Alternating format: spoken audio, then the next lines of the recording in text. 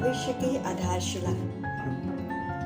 ओशो पति के बारे में कहते हैं, इस देश में विशेष पतियों का ये ख्याल है कि स्त्री उनकी गुलाम है और वे उनके मालिक हैं। उनका गर्व और अहंकार ऐसा है जैसे वे अपनी स्त्रियों से कह रहे हों, तुम्हारा पति ही तुम्हारा परमात्मा है और तुम्हारे लिए कोई दूसरा परमात्मा है ही नहीं। लाखों स्त्रियों को अपने पति की लाश के साथ जीवित जलने के लिए विवश किया गया, क्योंकि उनके पतियों को संदेह था कि उसके मरने के बाद उसकी स्त्री किसी और से प्रेम में पड़ सकती है।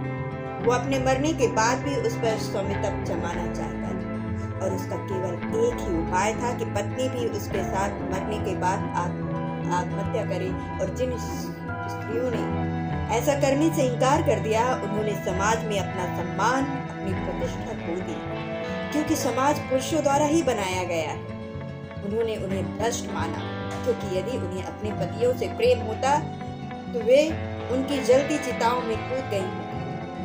उन्हें जीवित जलना चाहिए था और ये इस बात का प्रमाण होता है कि वे अपने पतियों से प्रेम करती थी। ये बड़ी अजीब बात है कि इस देश में मैंने अभी तक एक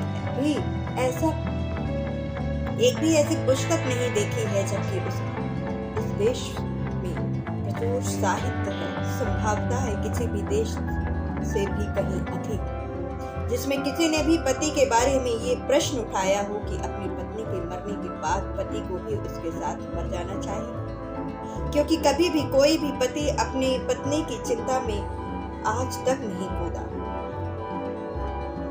वास्तव में जब उसकी पत्नी का मुर्दा जिस चिता में जल रहा होता है तो पति नई शादी करने की योजना बना रहा होता है।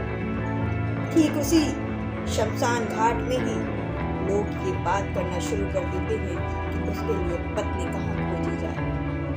पुरानी पत्नी अभी ठीक से जली भी नहीं है, उसकी लाश अभी भी जल रही है और पति नई शादी की योजना बना रहा है।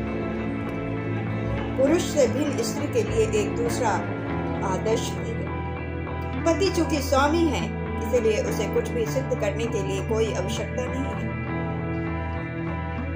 स्त्री को अपने स्वामी और अपनी वफादारी सिद्ध करनी है, जबकि पुरुष से कुछ भी सिद्ध करने के लिए नहीं कहा जाता।